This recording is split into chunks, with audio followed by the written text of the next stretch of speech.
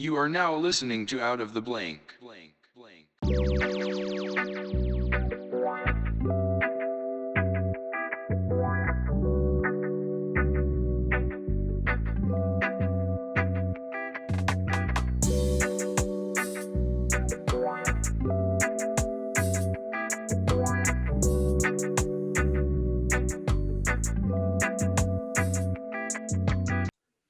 Welcome to another episode of Out of the Blank podcast. I'm joined by, I guess this is about been a year since we last recorded, Brad.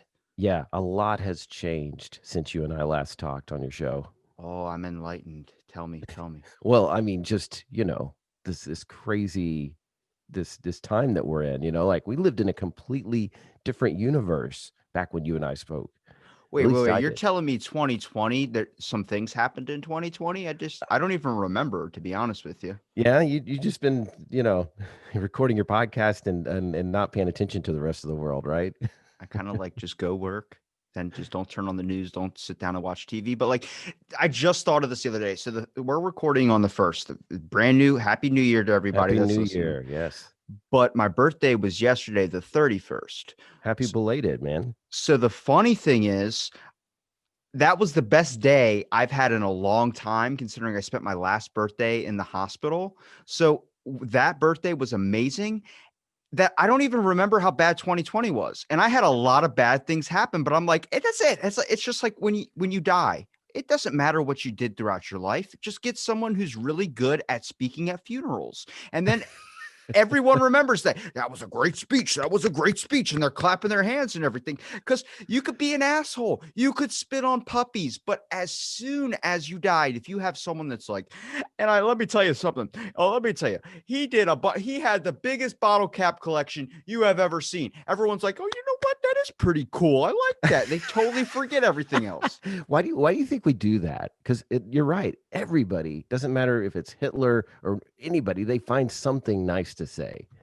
Because I think it's like you don't want to speak ill of the dead. But then I'm like, yeah, but I guess you have to do something monumentally messed up, like Hitler. Everyone Yeah. still can talk trash on him, but like, if you've ever had like my neighbor once, he passed away. Uh-huh. Um, this is like 5, 6 years ago, but he was a jerk. Like he would come over to your house after. I remember, my mom had her friend over, and she had backed up into their grass. And this is like the type of person that puts sensors on their grass, so if you step on it, he knows it, and he just comes out. Ah, I guess it's. I mean, I understand because he's the if get you're off my lawn guy. yeah, but if you're elderly, you're really just looking for people to talk to, and the way you can do it is by like not seeing your whole lawn, I would say. And Yeah. she had backed up and made a brown spot on a piece of his grass, and he Oh, came yeah. over for like 2 hours and just screaming and yelling, threatening to call the Oh. cops or everything. When he died, like we hated him, but when he Mhm. died, we didn't say anything bad about him. We're like, it's a sad day, and that's a thing. Like Yeah. like you don't want to speak ill of the dead, but if you really think about it, we don't even know what the afterlife is. So maybe he's like on a whole nother plane of existence. Maybe. And I think secretly people don't want to speak ill of the dead because they don't want the same thing happening to them. They want to perpetuate like this charade where everybody says something nice and so that maybe I don't know. What do you think of that? I don't know, because death's a weird one for me. I'm kind of Yeah. like I've talked to my great grandfather who lived to be like 97. And by the Mm, time he was 90, he was like, let's get this shit over with. really? And I'm like, what do you mean? We love having you around. He's like, Robbie, I can't hear. He's like, Mm, my ears never stopped growing. I look like a goblin. And I'm like, but we love you so much. And he was like, I get that, but do you love me as much to let me just suffer every single day? And I'm like, wow. no, I mean, I guess not. Yeah. I'm like, are you really not that happy? He goes, it's not that I'm not happy, but when my great grandma died, for instance, they were married 70 something years. So Wow. that was like and he died like a year after she did. And Yeah. we said, it was heartbreak. Like it was crazy because you would call him up and you'd have to shout at him through the phone. But like, Yeah. all right, so here's a weird thing. So hold on. We should probably introduce that you own the Coffee Buzz podcast, Oh, kind of. yeah. So it's like what would you say? It's more of like a mind stimulant podcast, right? Yeah, it's pretty much just whatever shiny ball happens to catch my eye that week. And recently it was a solo show for the longest time, a couple of years. And now I'm starting to have people like you on, and excuse me, and just other guests. Get And it out. Get it out. thanks, man. I'm messing up the podcast here. We're not going to get the award at the end of the year of 2021 now, We but don't go for awards. We go for participation trophies. I like that. I can get down with a participation trophy. So, but getting back to your story, so like after your grandmother died, like that was just he checked out after that. Well, it's kind of like my theory of death. Like, have you ever, like, I always have this feeling like if I hit every single, like, you ever drive and then hit every single green light? Like, just today, I was driving from my buddy's house. I went to the gym as soon as they opened. No sleep, just 13 energy drinks, 2 bottles of Screwball in. Happy New Year to me, no sleep. I was like, let's do it. Spent 2 hours on the elliptical. So, shout out to myself there. My heart is Man, dying. Um, but I hit every single green light, and he lives like about an hour away from my gym, but I hit every single one. And if you go to Ocean City, each street is probably like maybe 15 yards, I would say, from each other. It's oh, all different okay, streets. So they're yeah, all lights there. So it's like a nonstop section of lights. So I hit every single one of green at huh, like 5 o'clock in the morning. And I'm like, okay, so here's the theory. Have you ever, like, is it right before you die? Maybe there's a sign from the universe that something bad is about to happen. Like everything either goes really, really wrong or really, really right, such as hitting every hmm, single green light. I ended up parking my car, like, all right, make sure I do not leave the house today because I'm gonna die. Like, it's not being a hypochondriac, but like the Big Lebowski hinted at it, for instance. When Donnie's rolling the bowling ball at the ending, he goes into the gutter and it's never happened throughout the whole entire movie. And he's holding his arm and he's complaining about arm pain. Then, hmm, not even 5 minutes later, he has a heart attack and he dies. But you see that shift of when he rolls the bowling ball and it goes into the gutter and he's like, what's going on? Like yeah, he's looking around to himself, like, what's happening to me right now? And I'm like, my great grandfather, he passed away a year after my great grandmother. But hmm, right before he died, he wasn't like how he used to be. Like, hmm. I called him, and usually since he has bad hearing, you would call and be like, "Pop Rock!" You just scream at him, and he's like, "What?" And I'm like, "How are you doing?" And you just scream at him. But then when I called him, like not even a week before he died, I go, "Hey, Pop Up." He goes, "Why are you yelling?" And I'm like, "What? Can you hear me?" He's like, "I can hear you just fine." Oh And I'm like, wow, "Oh."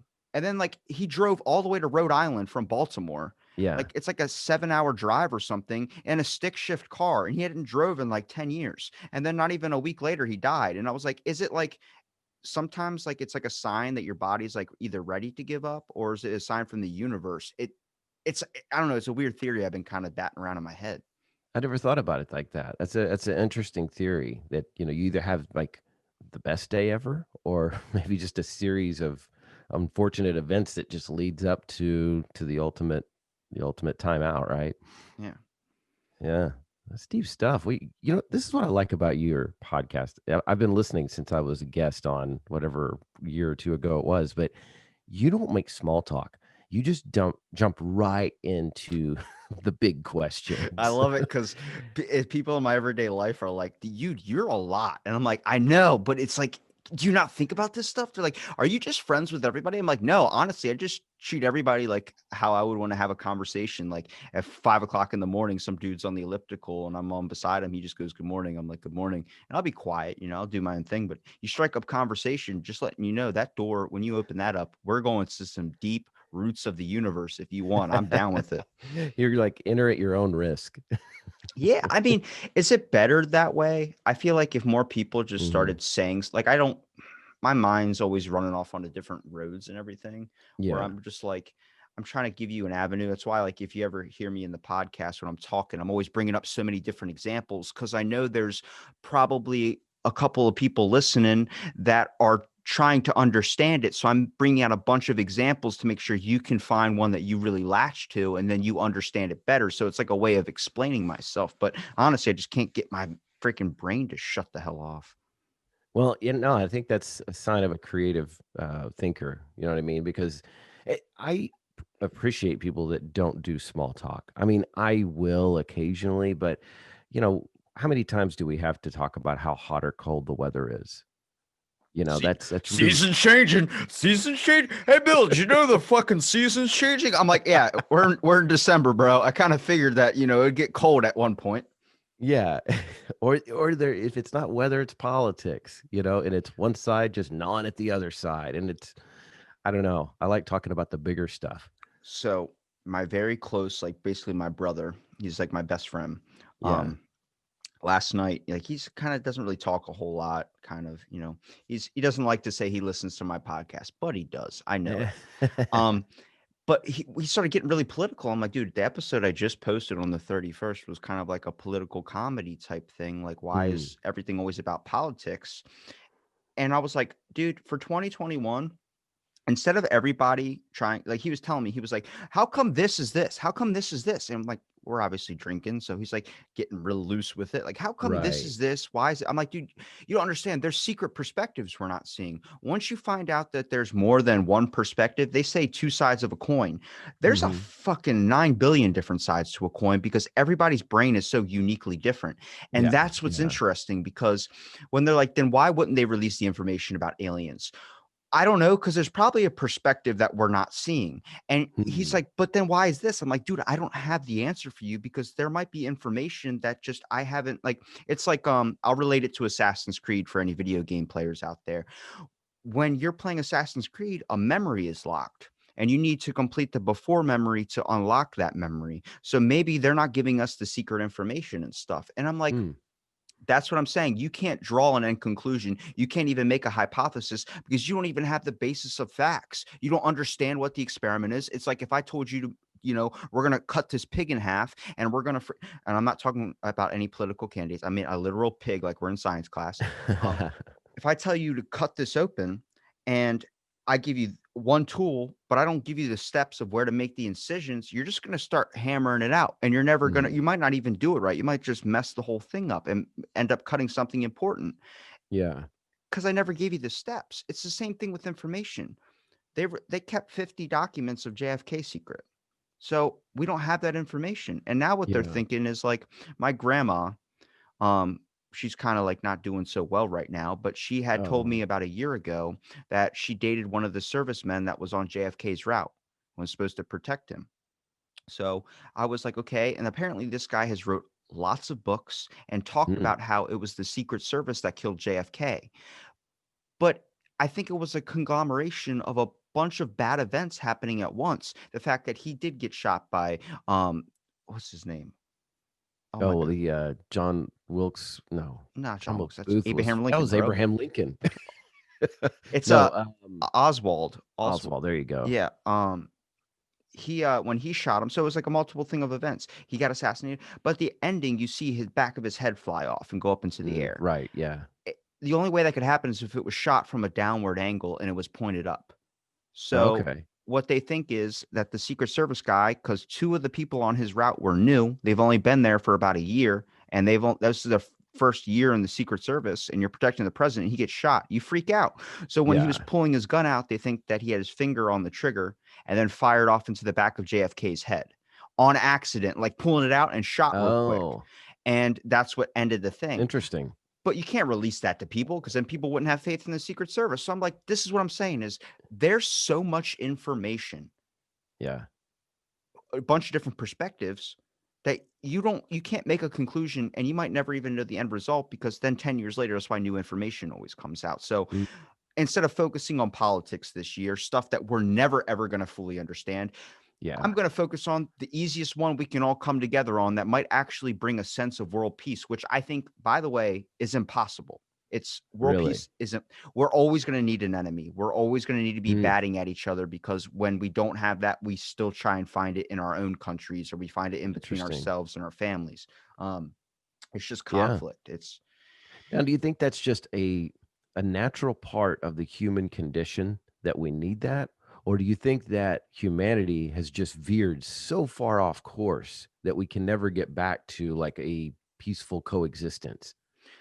I think it's a probably an instinctual thing, a primal thing in us all, the fact of trying to survive. Um, Uh, the strongest will survive, breeding out the weak or trying to yeah. find flaws in other people. The issue is when you try and create flaws that aren't there. And I think, you know, not to swing back to political, but the issue is some dude had wrote a book saying that we need more people, like immigration is good. It is good. But he wrote a book saying that we can hold way more than we have. Overpopulation is a myth. And I Mm, was like, that's he interesting. was on a Joe Rogan podcast. And I was like, I get your train of thought thinking that overpopulation isn't a thing, because we should let anybody who wants to be free in America into America and wants to live here and have a better life in a place where maybe they don't feel comfortable. I am 100% for that. But the Right. issue is we have a lot of people in this country already. And with immigration and everything, it's creating so many diverse different people here, which is amazing. But Hmm. then the problem is with the way social media in the world works now, no, everyone wants to voice their opinion and voice their thoughts. And then when people don't agree, they feel like they can shut that person down. And when you're Yeah. having so many different perspectives and so many people that aren't thinking the same all in one country is where fights start. That's why grouping is such a thing. Everything in life, whether it's race, religion, anything, let's always be put into groups. Find Huh. a way to categorize this and figure out what that is, because that's how we feel comfortable, is by putting things in categories and specifications, being able to classify it and understand it. That's why we have the animal kingdom, the plant kingdom, all these different things, because it helps our information through science, research, whatever, to be able to classify something. But the issue is people are so malleable and so influenced by everything in the world now because of technology. Right. Your class can change every single day. Like you can be Hmm. this, that, this, up, down, sideways, whatever. And Yeah. that's the issue, is that we're never going to hit world peace unless we find something that is bigger than us. And this is what I love about the COVID-19 bill that they had passed in House, because some dude at the ending of passing this bill goes, I want to know about aliens. And the They put that in there? fucking room went silent, like Oh, a really? vacuum had sucked it out. And everyone's like, and then you start hearing murmurs like, yeah, I do want to hear about aliens. So on January 1st, they released that the government has 180 days to release anything they have about unidentified flying objects and aliens. And that was attached to the COVID-19 bill. That's awesome. I am so ready because I know they're going to keep some of it secret, but I'm like, this is what we need. We Yeah. need, and I'm also scared too at the same time, because I know there's going to be people that are going to be like, "Oh my God, aliens are real," and they're going to be so scared that they might hurt themselves. And Huh. I don't want that to happen. But what I Yeah. do want to happen is now we're creating an enemy and a force, or we're creating something that might put us in fear or might cause us to come together and go against that, knowing that there's something bigger than us out there. I think that level of emotion, that level of just recognition that there is something bigger, is the best leveler for all of our fucking egos. And from someone Mm. that has a huge ego like myself, I can tell you that would put you in place. Yeah, absolutely. Yeah. I like your you mentioned this a while back that you're you think everybody should only get 1,000 minutes of internet time a year. Right? Was that it? You need a cap. You should have a limit every single day. And the best thing I've done recently was get off social media. All I do is Yeah. post. If someone messages me, it's from a guest thing, but it becomes so toxic. And I noticed it about myself. Like, what have you learned in your life people talk shit on 2020? It's just the fucking year. That would Yeah. have happened if it was 2019 or 2018. It just happened to be that year. So don't blame the year. Just figure out that it was a weird fucking time.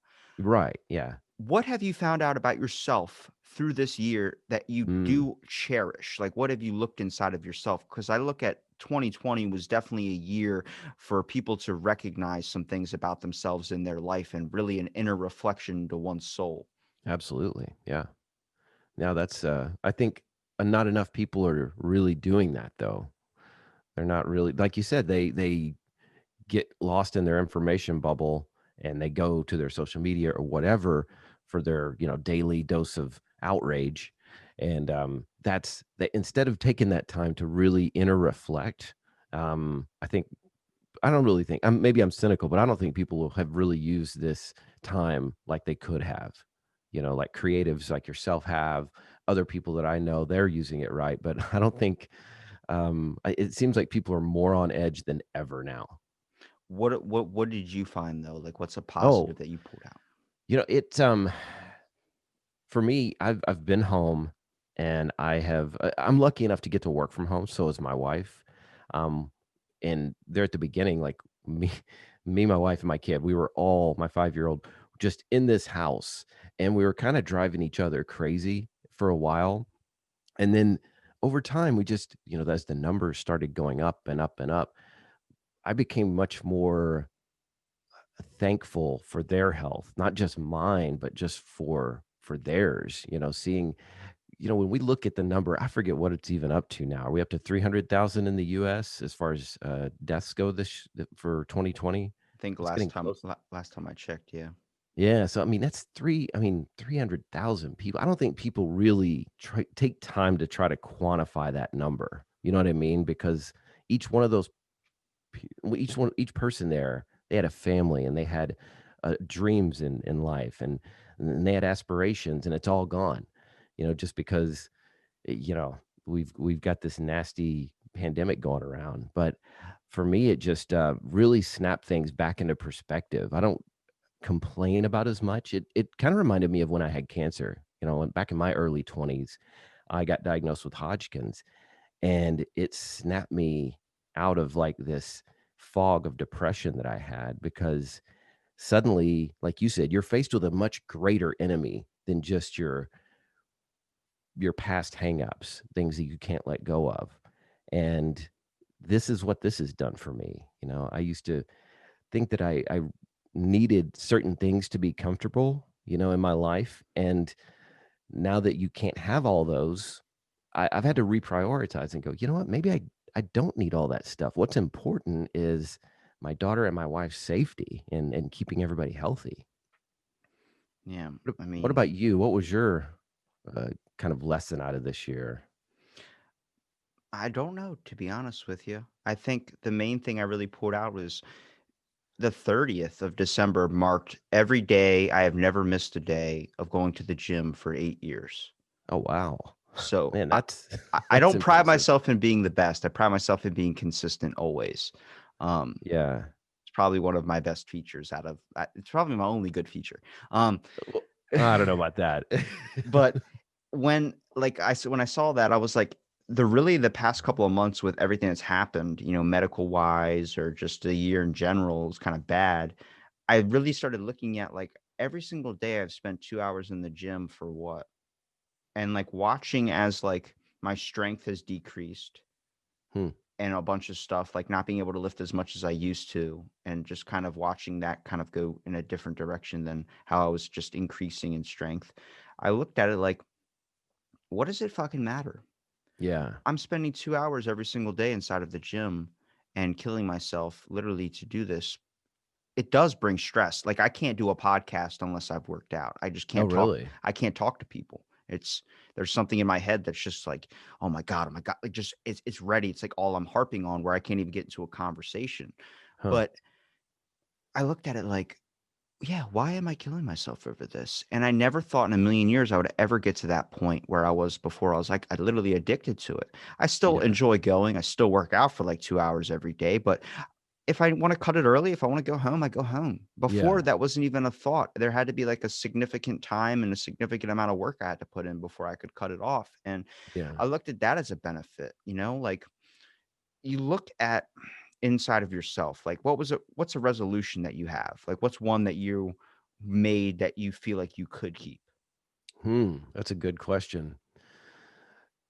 It's for me, it's about these tiny steps of improvement versus like drastic, huge ones. I've done it before where at the beginning of the year, especially like a day like today, I'm like, okay, I'm not gonna swear anymore. I'm not going to these crazy, you know, You said that, I unrealistic had to goals. roll my eyes because I was like, I had someone I thought I did my Christmas episode. I thought I did that as like PC like as like Yeah, censored as possible. Like no cursing, it's a Christmas thing. And then yeah. I sent it to my buddy and I was like, dude, they own This Week in Metropolis. And his kid listens to the podcast because he thinks I'm Oh, Tom okay. Holland. So I'm like, it's okay. Your kid can watch it because I didn't curse that much. And then I'm listening to it and I unsent my message. I sent it back to him. Don't watch it. Like I did a good 10 minutes where I didn't say a curse word, but like I was going to be impressed if you made it through an entire episode without a curse word, but there's I'm not even. impact in it. I love it. Well, yeah, and I am not judging anybody. In fact, I pretty much curse like a sailor most of the time. But I was just making an example of like in the past, I'm going to lose 30 pounds in 3 months, and and Tony Robbins. I know he's kind of a mixed figure, but he has this line. He said that people overestimate what they can do in a year, but underestimate what they can do in 10. And since I heard that, I've just sort of been making small steps, at improving, just one tiny step every day, because at the end of 10 years, you could have drastically changed your life. And by doing it in small increments, it's much more sustainable for me because our brains do not like change. Just like you can't, you have to do the workout before your podcast because yeah, that's your ritual, that's your routine, and it's a good one. Um, but if I try to like cut out all refined carbohydrates today, my brain is going to revolt against that. Yeah. But if I cut my portion size by, let's say, 25% this week, and maybe another 10% next week of that refined carbohydrate, you sort of slip past the gatekeeper. Does that make sense? Yeah, it's strange because I think like I just had someone today. It's like I said, it's New Year's Day, everybody. So when we're recording this, it's probably gonna go up a couple days later. But when people are messaging me saying, "Hey, what's like I want to start going to the gym. What's this?" And they're asking me about protein powders, food, all this stuff. And I'm like, "No, I'm not helping you right now." And they're like, "Why aren't you going to help me?" I was like, "I would give help to anybody for free." That's why I never became a personal trainer, because I wish at one point in my life somebody would have reached out to me when I really needed it, and they never did. Yeah. And I had to learn myself. So I'll never charge for that. Same reason why I don't do a Patreon. My content will always be free. Yeah. Um the issue is when I said I'm not going to help you and they got really aggressive towards me, like, "Why aren't you going to help me?" And I'm like, Mm, "Because I'll wait till the middle of January and then I'll start helping you." Because everyone loses their whatever their New Year's resolution, which is always the same thing: working out, all these types of things, trying to get healthier. People don't realize 90% of the time when people make a New Year's resolution, they don't keep it. And that's because yeah. they make it so impossible, thinking it's going to be like this, and they never stick with it. So Right. instead of considering it as, "I'm going to work out, teach me how to work out," instead of me giving you that information so you can give up after 2 weeks, I'm going to wait. So then your mind's not thinking, "I'm doing it as a New Year's resolution." Now you're thinking it, "I'm going to do this for myself." Yeah. It's just a change. Yes. And then when you take that New Year's resolution thing out of it, just because it's a new year doesn't mean you should, you have to do all these different things and try and live a different life. No. If you don't want to work out, then don't work out. Find what you want to Right. do in life and consider that your New Year's resolution. I made the easiest and also the most impossible New Year's resolution in the world: What's that? I'm intrigued now. trying to find myself. Ooh. Yeah, that's it sounds so simple, but it's a journey, even though It's you're right there. it's something that could hit me in a moment where it's like, "Oh my God, this is it." And then it's something that I might never find. You know what I mean? Mm, It's this, and you hope to God you find it when you're young, and rather than when you're like 90 years old. Like, sure, yeah. like I look at my great grandfather's life, and he was like, "I never found myself." Oh, And really? I was like, "I'm 14, him telling me this." I'm like, "What do you mean you never found yourself?" He goes, "Robbie, I'm 97 years old, man. And I joined the war in the 20s. I grew up in Oh, the wow. depression, bro." Like, he didn't say bro, obviously, but Yeah, yeah. I'm obviously filling in some words for him. But I'm like, like, what was that like having one bread for your family and everything? He's like, "Dude, I did NASCAR before it was NASCAR." And he Uh, just starts unloading all this information on me. I'm like, you've lived the best life possible." He goes, "Yeah, but did I ever know what I wanted to actually do?" He goes, "I didn't mm, know really where I was supposed to be until I found your great grandma." And I was just like, "Man, like, what options do you think you would have went down?" He goes, "Dude, I thought I wanted to be an artist. I thought I wanted to do this. I thought I wanted to do this." And I'm like, "You didn't do any of those things." Like, I just I don't want to, you don't want to get to the end goal, whatever that death is, whatever that Yeah. final, if there is an afterlife, whatever you want to say. I don't want to get there and say that I had cards still in my hand and there was nothing left on the Yeah. table. Like it's a game of Uno. Like I want to make sure I have Yeah. everything down to where I'm like last card. And then that dude throws Hmm. that reverse thing and you have to get all your cards back in your hand. Like, damn it.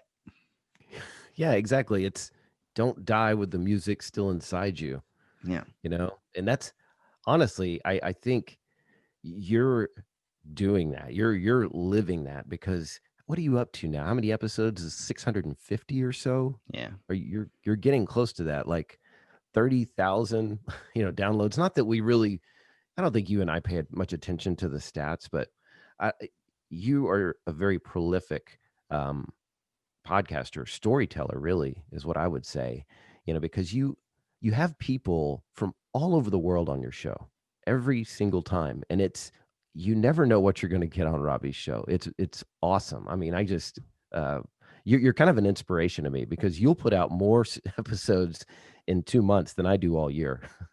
um, Well, I I just appreciate admire that. your work ethic. Yeah. I appreciate that a lot, but I always I think in this mentality, I do it. I'm selfish in the way that I do it because I do it because I'm getting so much information and knowledge out of it that it's like I'm literally like fucking you're gonna talk to me for an hour and this is how we're gonna like it's this thing, but I love it because when I get into the conversation with the person, I'm not asking anything that would I like to sometimes think of the listener and be like, what questions would I want to ask based on someone Mm, listening? Like I had a Scientologist on and I was like, I didn't find him through Scientology.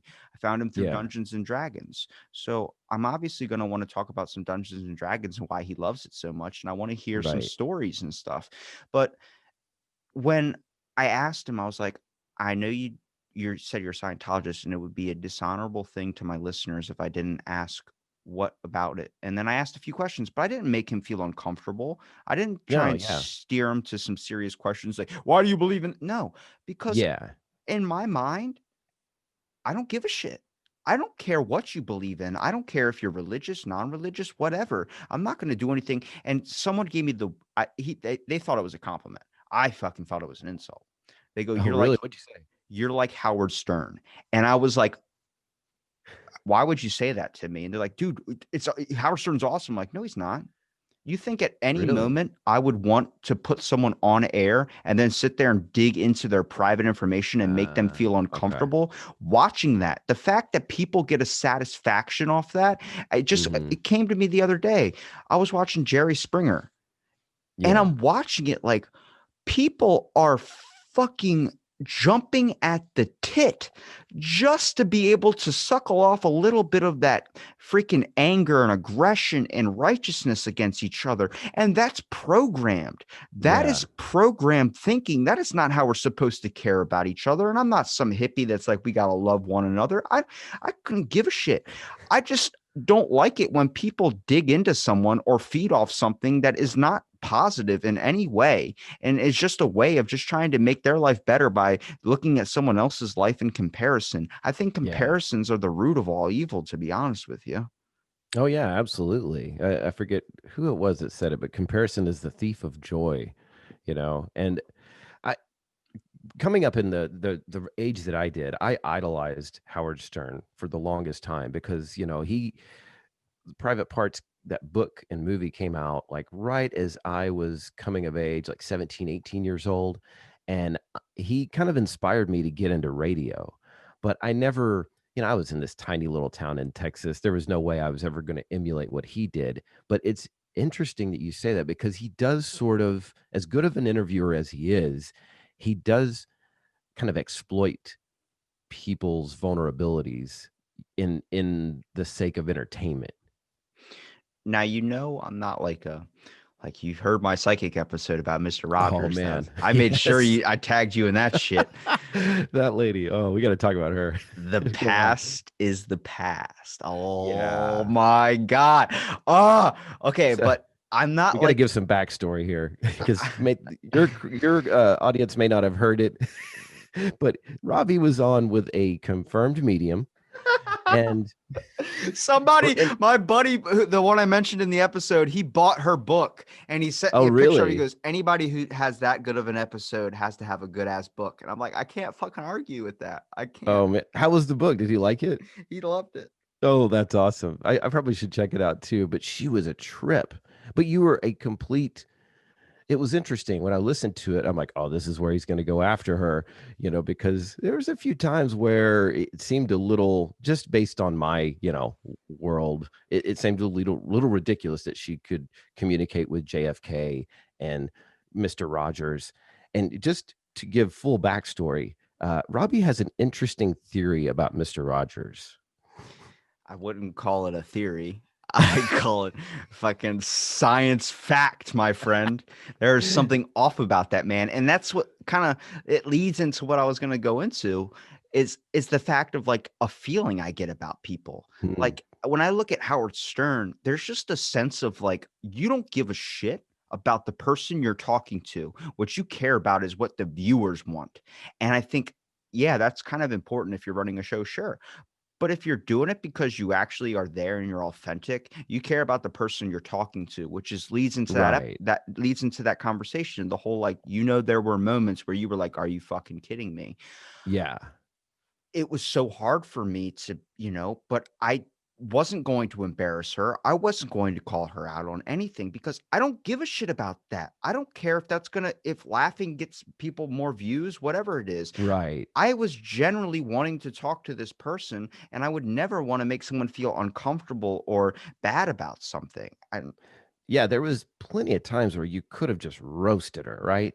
But you've walked a very fine line on that episode, and maybe you've done it in the past, but you you were in that world with her. Like you were asking her questions like, wait a minute, go back to JFK. Cause she just said, oh yeah, I talked to JFK.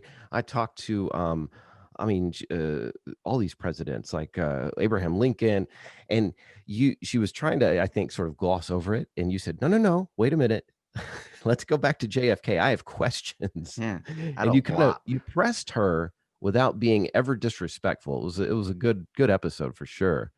But she go on with your Mr. Rogers thing though. I I, just I gotta let you tell it in your own words. I get a feeling about people, and usually I go with my gut. Sometimes like I'll be talking to someone and I could tell if they're just giving me like this one. And I've had episodes where it's like you're not it's the minutes go by like it's hours, and that's just because I'm like pulling teeth and it ends up turning into like an interview, which is why I tell people don't call it an interview. It's a conversation because Yeah, generally you can bring up any topic you want, but the main thing is when you say the word interview and you tell people it's an interview or I'm called an interviewer, it leads into this platform where people hear that and they start thinking that when they come on, it's going to be question based. And right.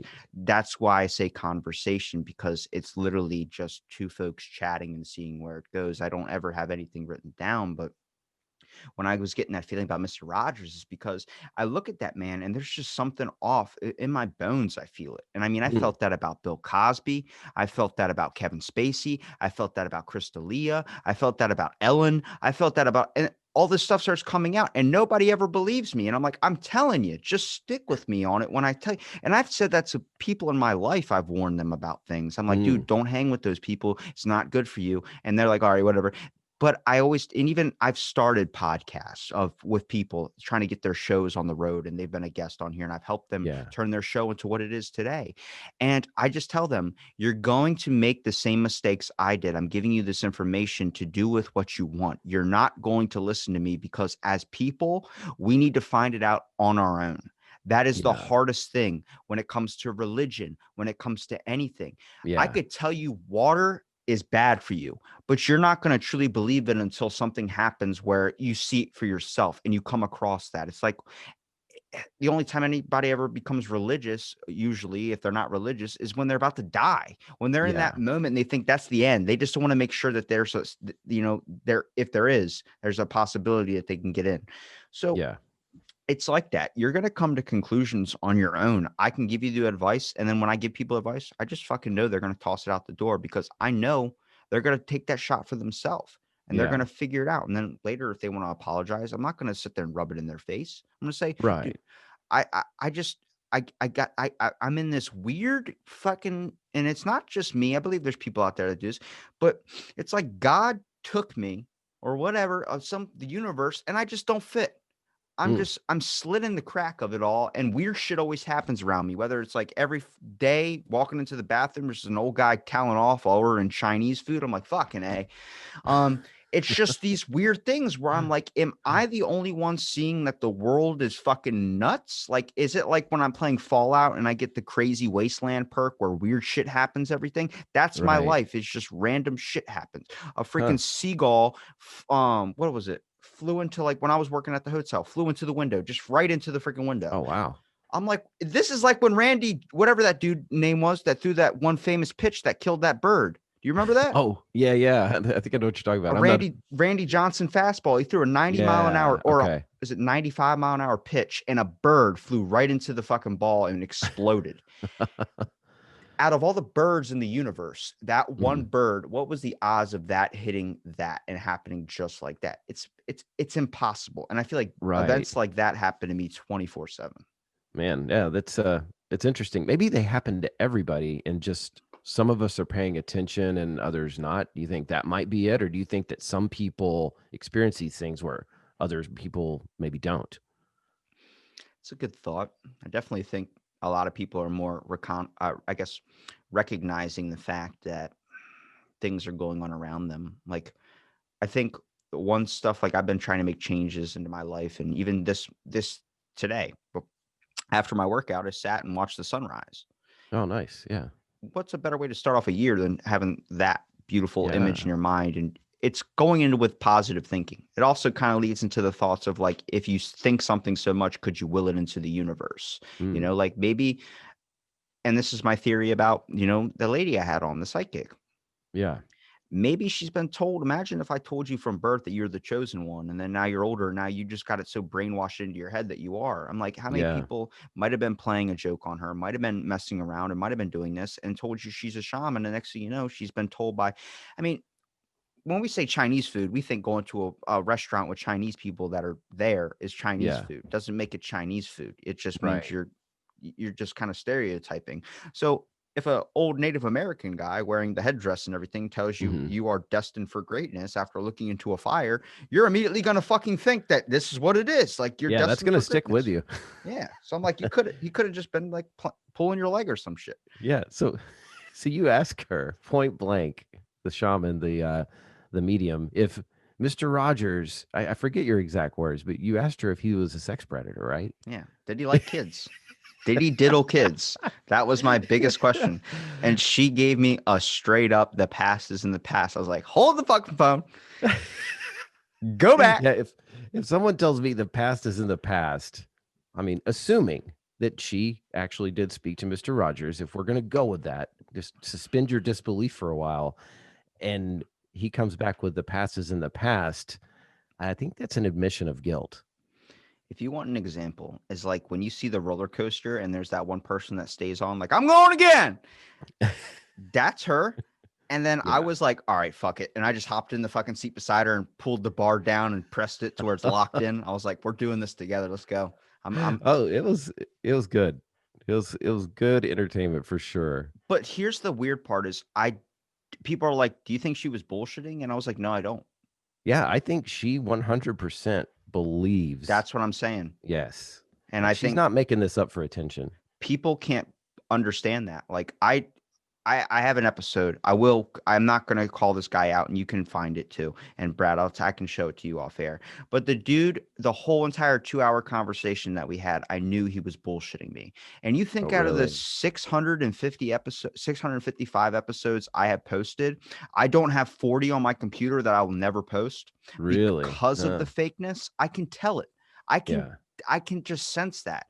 And I remember after I recorded this episode, he was like, when's it going up? When's it going up? I'm like, dude, I record like 20 sometimes in a day. So Yeah. it's going to be a little while, maybe a week or so. And then I remember him going, I gave you good content when I cried. You liked that, didn't Whoa. you? And I'm like, Oh, dude. no, I was like, were you not being genuine? Which I knew he wasn't. Yeah. And even recording it with the video, when you watch it, if you see my face and you knew what was behind my eyes, in my head, I'm thinking, this is all like fake. This is like Yeah. I'm acting right now. This Hmm. isn't me. This isn't like it's hard to understand that, but I don't want to, like I said, embarrass anybody or create conflict or Sure. and I told him I was just going to scrap the episode. But then he was like lighting me up on his Twitter saying I Oh, did this really? pod. And that's why I tell people don't post about being on the show. I don't care if you share it or not. I'm just happy you Yeah. gave me the time. I'm not out here to get freaking millions of views. I don't give a shit. I just love meeting Yeah. the people like yourself that turn out to be amazing human beings that, have a positivity, and it brings a sense of like connection to the world where I feel like a lot of it's lost. And it does get down into some hippy dippy shit in my head, but maybe that's 2021 for me. I'm trying to be a Well, hippie. hey, you're talking to the right guy because I'm pretty much the hippy dippy tree hugger from the get go. I don't know. I was just born that way, like because I was born in this rural town in Arkansas, and I looked around at all these relatives, and I thought I am nothing like these people. Are you so far to join a naked commune? Okay, maybe I'm not the most hippy dippy. I'm I've like, seen enough naked old people at my gym to know that that's an option if you oh my really want to god, go no, down okay, that I draw avenue. the line there. I take baths, I go to work, that kind of thing. But I do think that we are all connected and that the kindness that we give to other people comes back to us, and that's what's missing, I think, in our society right now. I don't know if we could ever get back to it. I don't want to be too you know high in the sky about it and make lofty predictions, but I think if we don't get back to being just more compassionate towards each other, we're probably not going to make it as a species. Do you think that maybe we're so kind of scatterbrained everywhere because of the fact, like, if you look at maybe it's the laws that we have that are kind of fucking with us? You know what I'm saying? Hmm. And when I Like, do you, mean, like, by laws, I mean like rainwater, collecting that is illegal. really? Why the fuck is that illegal? Well, I have a few theories, but I don't know how. Enlighten me. Enlighten me why rainwater is illegal. It comes So from the sky. first of all, I didn't know it was illegal. That's kind of mind blowing. But when you tell me that, it reminds me of an episode I did about the pineal gland, the third eye. And I thought, when I went in to research this episode, it was all just going to be about techniques for opening your third eye, perception and all that. I listened to that episode. Oh, thanks. Yeah. And turns out that the fluoride that they put in our water, and this is, I'm not like conspiracy theorist here. This is scientific. You can look it up. It actually calcifies the pineal gland. And the pineal gland is there to it some of the characteristics when people have an open pineal gland is they're more giving to other people, they're happier, they're just more fulfilled living in the moment. And when people have a calcified pineal gland, they're only out for themselves. They very argumentative, um, can't be they're sort of fixed in their mindset. And I honestly think if there is, with your whole thing about the rainwater being illegal, I think that would be one of the reasons possibly, is they don't want you drinking water that doesn't have all these chemicals in it to where they can, basically control you to a certain extent. I didn't have enough things keeping me up at night. God, Oh man, why? I so I Why'd you just do that to I me? just gave you insomnia for a week. I've had it for a couple of years. I thought 2021 I'd be over it. Nope. Yeah. Um, But who knows? I mean, I could be wrong because here's what's interesting. I've got a buddy that has a podcast called the After Later podcast, and he kind of shattered my conspiracy world for a second because I think you and I are a little bit alike. We're not full blown conspiracy theorists, but we're open yeah, to possibilities. damn right I am. I convinced myself in an episode of my own little made up conspiracy. I'm like, oh shit, I think I believe my own conspiracy theory now. Oh wow, you just conspiracy theoried yourself. But he had a guest on, and they put the idea out there like, what if there's not a conspiracy? What if there's not this secret society running things, and we want to believe there is, even if it disagrees with our, agenda or what we think, the way the world should be, for only that it's like somebody's in control. And so he was like, "Oh, isn't that cute that Brad over here has this conspiracy theory?" Like nobody's in control, Brad. Like this is all chaos. But he says that basically we make up these things in order to feel better. Like that the conspiracy theories actually make us sleep at night better. I What do you think think of that? the issue is we're living in a world where society is creating paranoia and severe schizophrenia among people. And Mm, I think the reason why, like, if you look at anybody who's really a schizophrenic, they're also a conspiracy theorist. And the idea is that you don't know what to believe into because you've been, and it's all about perceptions. Like when I was yeah. talking to my buddy last night, I was like, you're not seeing the perception though. You see it as like, how do people not understand this shit? That's him wholeheartedly. How do people not? This is him going off for like 30 minutes Yeah. about how do people not see that it's this? I'm like, you understand that the way you're so in love or you're so saturated with the way you think, and then you've seen the light, you've seen the blatant, obviously all this political shit that's coming out, all this crazy stuff is real, but people are refusing it. It's because in their mind what they believe is 100% the way you're thinking right now. It's all Yeah. perception, and it's all a quick mind ploy and screw, and our brains are so damn complicated. It's why I love them so much. Sure. Yeah. It's fascinating. But you're But right. Like once people get sort of locked in, there's no changing. There's no I don't know. Like you said, people have to come into it in their own time. yeah, you have to come to grips with it yourself. That's why I said, like, there's no point in sitting there trying to change people or yell at them and make them change. People are never going to change until they come across it on themselves. I Yeah. believe it will happen, but even saying that, it makes it seem like I'm already on a side and I'm telling you, you got to come to my side. You know what I mean? Mm, Like, there is none of that. I'm not on a side. I'm right. dead and center in the crack. I was always the kid last picked for dodgeball or some shit. Like, I didn't, it was this whole idea of you can't say something without it seeming like you're on a formed side. And I think that's just because of True. how society has split us into classifications and trying to Hmm. narrow us down into pins. And I think as people, you got to understand that that might work for a while, but it's a band-aid. I believe the Mm, fucking America, every country has their issues. And I believe everybody is just working on a duct taped band-aid system right now, and I think there needs to be some change. And when I mean some yeah. changes, I think there needs to be some looked at things in our government and everything. I mean, in life in general and people's characteristics, I think everyone should have a recommended like app on their phone, like Zoom, and you have to talk to a random person for an hour every single day. Hmm. Every single day, you have to talk to one person for Yeah. an hour, a full hour. And that's just the limit. You don't get to like quit out of it. You don't get locked in. You're forced into doing Ah. that hour, or you get like a fine or something. Huh. And that might seem like a trouble. Like I said, it's just an idea, Yeah. but Yeah. that I get hour, your point. Yeah. that's just the limit. You could go for hours and hours and hours if you wanted to with that person, as much as you guys want to talk, but you are restricted to an hour. Your insight on this fucking world would change dramatically. Listening to my first episode to where I think now, in a million years, I never would have thought. And that's the only benefit I really enjoy about this podcast, besides meeting people like you, is having these conversations and Yeah. watching the growth and watching my understanding of everything change.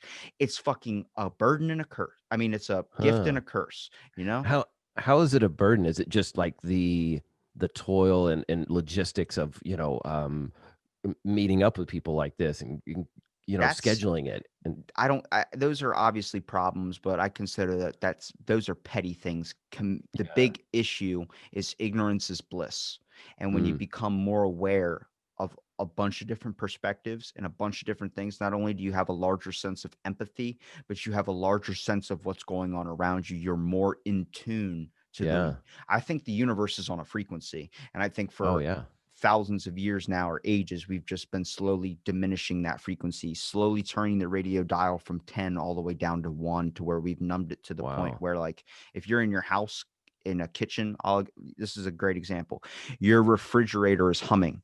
For Yeah. the first Hmm. couple of days in your new house, you're like, oh, fucking refrigerator. I got to get that thing to shut up. Then you just get used to it. And then Uh, eventually one day you're sitting there and the fridge stops and you go, what the fuck? This is what silence sounds like? yeah. And then you work on your refrigerator. Next thing you know, the humming starts. You're like, oh my God, I totally forgot this was a thing. Yeah, it just sort of blends into the white noise of life. Yeah. Like, think That's about it. The mhm. earth was hit by a meteor and it killed all the dinosaurs. Hmm. They said that the earth rang for like 100,000 years or a million years or something like that. Oh, really? That there was just this fucking bong constantly, Huh. constantly. Is it still ringing? Did we just get used to it? Maybe that's why you can never understand the sound of silence. And when people go into those isolation tanks where it's pure nothingness, Yeah.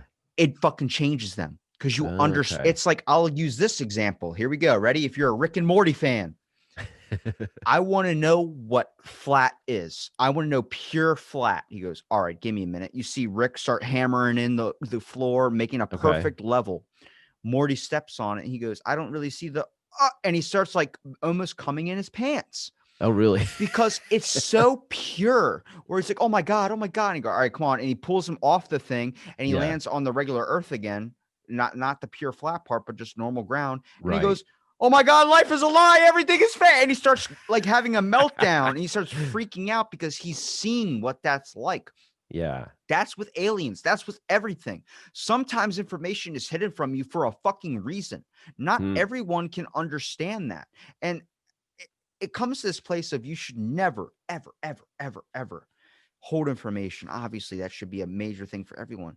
But a lot of the times you got to see their perception of things. If I fucking told you right now, Brad, that aliens were real and Yeah. that your life was going to change forever after this, would you want to know?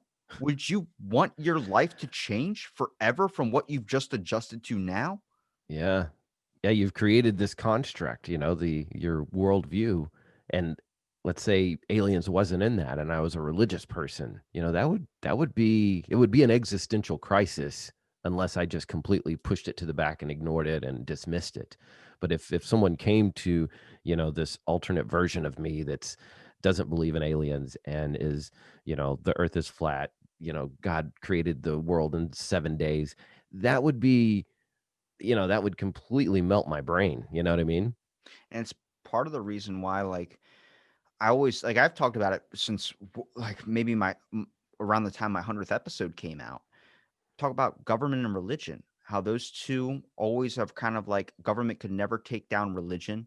It was Mhm. just too old. But with the Yeah. amount of immigration that we've had now, religion is not as strong as it used to be. More people want to cherish it from home and learn in their own Right. practices than going to a conformed organization like a church. Yeah. And this is so much different from our first podcast that we did together. Like I was asking you shit about vegan. I was asking you a Yeah. bunch of shit. You don't think I remember? I remember every conversation I've ever had. Man, that is impressive, man, because you've had a lot. You how long have you been doing this now? Like what, uh, 2, two, 3 years, 4 years? 2.5. I think Man. in September was the 2 mark. Yeah. That's crazy thinking about, and then you can recall them. I was sure because I've only been a guest on a handful of podcasts. So I remember what more or less what I said, but you bringing this stuff up now, it's a pretty impressive that you're able to recall these conversations back. Welcome to the new way of doing how I'm doing the show now. We're going to be trying. I'm thinking maybe not post every day, but maybe a couple a week. Yeah. Um, Oh, but cool. longer form. Like instead of us, like we've already went for an hour. That, I don't want to end it soon. I want to keep going and yeah. see if like Spotify sucks because once you hit 2 hours, you're like, fuck you. I'm like, all right, Spotify, let's play the game. Really? Let's play the game fair. I didn't know that Yeah. they cut you off after 2 hours. Around an hour and 45 minutes, the file becomes too large for it to upload. So I'm like, all right, well, Oh, I'll get it close to that mark, but I want to get into these deeper form conversations, but bringing on past guests because I love there are some conversations I have with people where it's like you don't want to cut it after an hour, but that's just how the kind of the thing goes. And you know that right. you have a lot Yeah. more left in the tank, but like it, like I said, man, it's just different from our first conversation. And I love that because it's a sense of like now you're at the level I'm at always with people. You are at this level where it's like I'm comfortable to talk to this guy. It's like I'm Yeah. like that with everyone. I'm there's just no uncomfortable feeling ever that I have with people. Now, would you consider yourself an empath, Robbie? Yeah. Because when I hear your shows, I immediately, because I've done an episode about empaths. And so I've, kind of done some research and learned a few things. And when I hear you talking to people, I'm like, this guy is so an empath. I mean, otherwise you wouldn't be able to just strike up conversations from a knife creator in New Zealand or whatever it is. I'm kind of pulling that out of my head. You don't that maybe isn't it. I know there was some guy on the episode that created Talking knives. about my buddy Aaron. Yeah, yeah. Yo, I sent him a Christmas card. He never got it. This kind of sucks our mail system. But he's sending me a knife for crabs because I'm a Maryland boy, so I'm ready for that one. That's cool. But yeah, you just instantly, I guess you know that guy, but you will be on with a perfect stranger from across the world, and you sound like it's it's like you don't do interviews, you have a different co-host each week or each episode. I didn't know Aaron before he did the podcast. Oh, really? Okay. He's only been on 2 episodes, but after the first episode, he just enjoyed it so much. And I'm Wow. a bunch of people. That's why I want to have returning guests on because Yeah.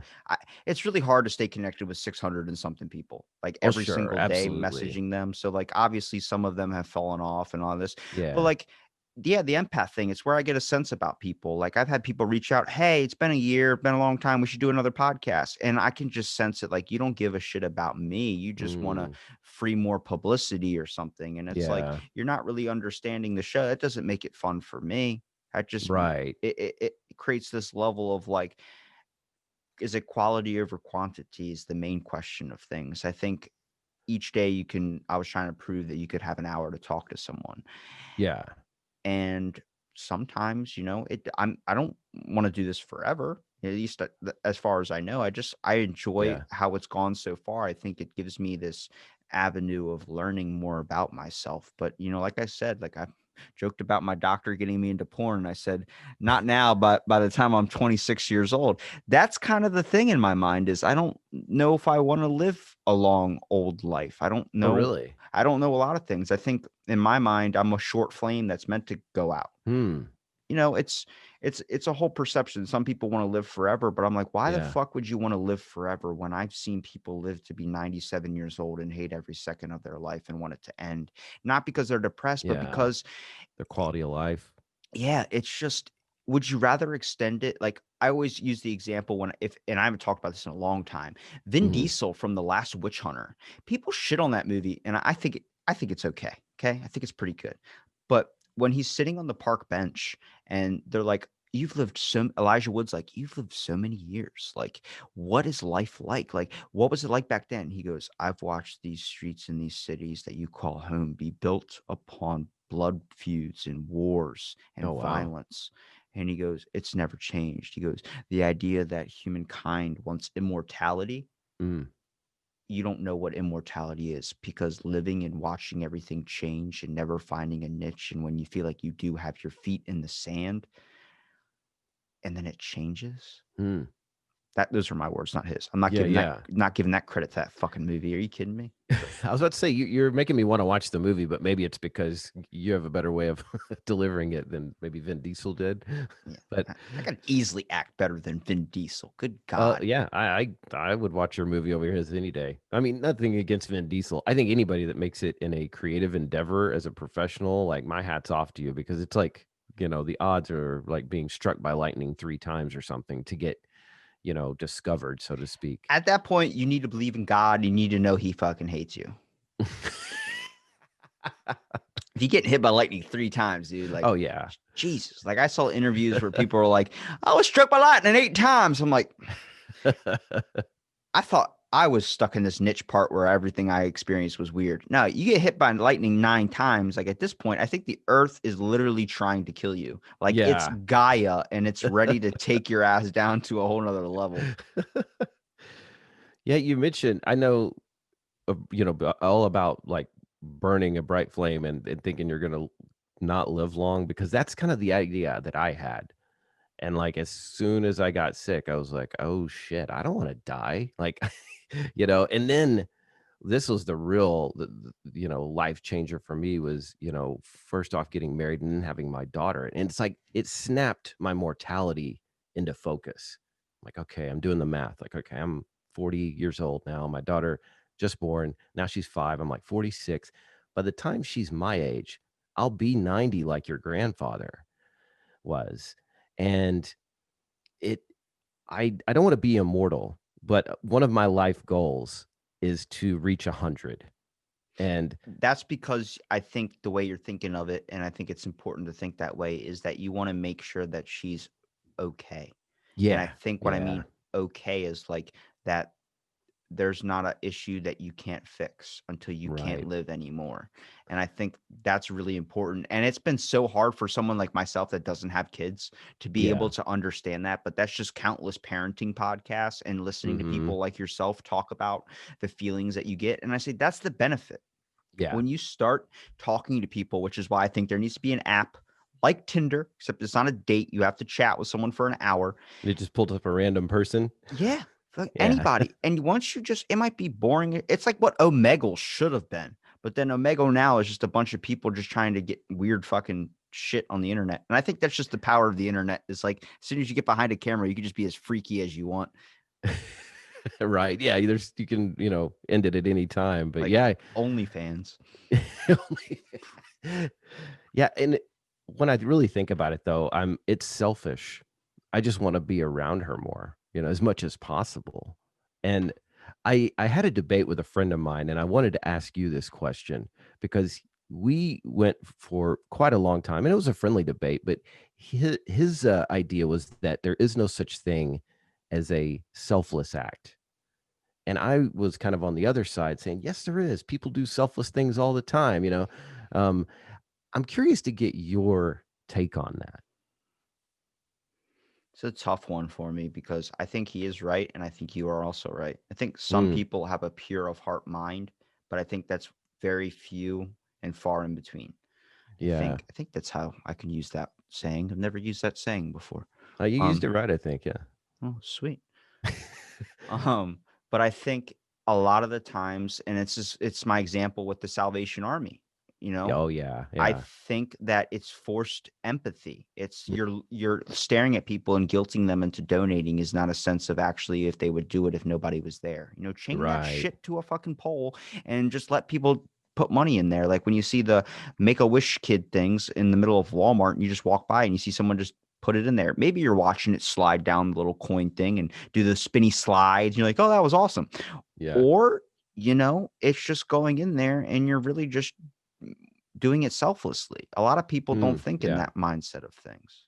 Yeah, and they like you say, I've heard you mention on an episode before, you would go through the checkout line at the grocery store, and they would say, "Oh, do you want to round up for charity?" And you say, "Sure." And all of a sudden, they start ringing these bells, and people are yelling. You're like, "Hey, stop that!" Mm. You're probably one of the few people that do that because people want that adulation. That sort of they want to be patted on the back for being a good person, which is probably something we should all be out of the box, like default. It's the main reason why I stopped going to Home Goods or Marshalls because they always Oh, say really? they always try and ring the bell, and he's like, "I have to." I'm like, "I will give you money even more to donate if you don't ring the bell," Like, I'll because I'm give you an like, extra dollar if you just don't do that. it's just so it to me that's so slimy and gross. It's Yeah. like you never do a task and then you cheat or cut corners. It doesn't feel as good as you did if you did it on your own. Like Right. if you pay someone to clean up your yard instead of you cleaning it up. Yeah, it gets done, but you don't have the same Mhm. satisfaction of being able to create that. Yeah. Absolutely. We came a long way from computers and people thinking that people are going to die when it hits the year 2000. Yeah. Like I'm looking at my calendar on my computer right now and it says 1 Uh-huh. 1 21. So I'm like, Yeah. wow, maybe they added more numbers. Maybe that's life. Well, the the theory that I've heard is that maybe there was the Mayans got confused. They had some dyslexia, and it's actually 2021 that the That's year what I'm really is. saying. Yeah, 2012. Maybe that's what I've been thinking too. Like maybe it's this year. I mean, I don't ascribe to that, but I think it's a fun, thing to say, but I probably. love creating shit that just you toss out there, is ridiculous, but then people are like, "Oh my god, he's seen it. He knows. He understands." Yeah, well, what do they say? Broken clock is right twice a day. So if you and I just keep saying crazy things, eventually we're gonna be correct. Do you think so that's a good one. Do you believe in the saying that if you had a monkey on a keyboard typing out in a million different possible outcomes that he could type up the complete works of Shakespeare? I remember them mentioning this in one of my favorite books, Hitchhiker's Guide to the Galaxy, and I don't know. I mean, my logical brain says monkeys can't type out words, but I guess if we're going with this hypothetical scenario, that they could. Maybe. I don't know. It's hard for me to wrap my brain around that one. What do you think it could happen? I don't know, and I Yeah. love that. I Hmm. think that is the most amazing thing about life, and I think that's what people are always trying to pursue as a mystery, but Yeah. the issue is they love the ride of the mystery, and when they find out the conclusion is when they're like, "Then what's next?" Right. Yeah. You're never full. You're never full. I don't care if anybody says, "I'm Uh-huh. okay."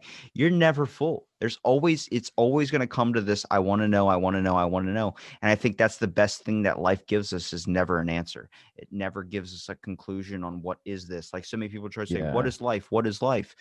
If I had a question to ask God, or if some omnificent being, some Dr. Manhattan, Yeah. which is now my new album artwork. Shout out to Oh my buddy. yeah. Oh my God, I fucking love that. That was Yeah. amazing. So somebody did the artwork for you? Like, Yeah, I just woke up and my buddy's like, "Happy birthday." And he sent me this his name's Squatch Ronson. He's a great guy. oh, And cool. he does videos for YMH and stuff like that. So Okay. he Yeah, sent but well, Robbie's got some new cover art for the podcast, right? When are you gonna drop that on us? it's already up. That was the Okay, okay. New Year episode. That was the brand new one. Oh, nice. I haven't logged on to the podcatcher today, so I don't It know. is about to say it is only like 6 hours or 7 hours into the new year, kind of. So Yeah. I'll give you a pass for not Yeah, if it listening had been to 3 months every. ago, I would have sounded like a real jerk. But no, no, I listen a lot, man. But You're one of my go-tos. did you see the tweet I put up where I was like, I challenge everyone to listen to every single one of my episodes? And then I was like, Yes. just kidding. That's too much for anyone. And then Jason hit me with, I've listened to 178 episodes of your podcast. And then he just starts rattling off a bunch of things about me. I'm like, dude, you actually know me more than my own family does. Congratulations. Hey, you've had him on the show, right? Yeah. Oh, yeah, yeah. Okay. I didn't catch that episode. I need to because I like Jason. He's such a cool dude.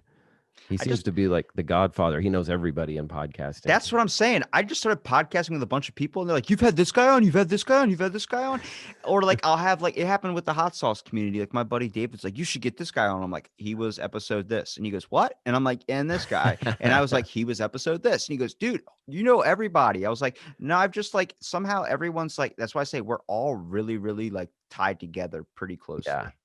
Yeah, it is kind of I did not expect it when I started this, but this community of podcasters out there, and it seems to be mainly Twitter. That's really the only social media platform I pay any attention to anymore. But it's it's such a supportive group, at least from what I've seen. Is that kind of been your experience? I've seen both sides. Really? I've seen Okay. more of the negative than I've seen the positive. No kidding, huh? Some podcasts, even people I've had on where I'm like looking at their following because like you see it better through Instagram Oh, okay. and you're like, you just followed every single one of my followers. And then there's like a Uh, sense of like once they follow them and the person follows them back, they unfollow. And it's a way of oh, I jacking see. jacking up your followers. And that's when I had to cut it loose. That's when I had to Yeah. like I've called them out on their bullshit and now they don't follow me anymore and I don't follow Mm, them. It's just the aspect of like I don't I don't care about if you follow me or not. That doesn't yeah. it's not what makes me want to keep talking to you every single day. But when you start caring so much about your follower count, I believe a piece of your soul, it's like watching porn for the first time. Like Mm. Bill Burr talks about like your spirit's like pixels. And every time you watch porn, a little bit of those pixels fly off. Oh, wow. You're That's not interesting. you're not the same person you were when you were 14. And Yeah. that's science. Every 9 months or so, or that your body regenerates new cells and the old ones die Yeah. off. So even if you were vegan, let's say, how long have you been vegan for? 5 years. I'm coming up on my 5th year anniversary here in like a week or so. You're a whole different Brad. That's true. I never thought about that. Yeah. Your all your cells, the old ones that loved consuming like a nice fucking juicy steak with like this. Yeah. How did you like your steak when you used to eat it? Medium. I didn't want it like Blood red. quivering on the plate, but I didn't want it like scorched either. So somewhere in between. Like what's your level of red on the steak? I don't eat red meat. Really? Good for you. I'm not like pescatarian or anything. I mean, I live in a Yeah. beach town, so if you're trying to order a steak, it's at like Ruth Chris, and that's like Okay. $136 item. And I'm like, fuck Ridiculous. that, man. I'm happy with a banana. Like Yeah. I'm so simple. Like people always want to cook extravagant dinners. Like my buddy's like, what do you want for your birthday, man? Like, what do you want? I'm like, fucking dude, Royal Farms has some really cranking biscuits right now. He's like, dude, I'm buying. What do you want? And I'm like, I don't really want a whole lot, man. Like, Yeah. I'm fine with a can of tuna. And he goes, well, I don't Hmm. want that. What do you want? And I'm like, are we just going off what you want? And he goes, Yeah. well, something I can eat too. I'm like, you just want to order Chinese food? So we ordered Chinese food. And this is what's fucked up.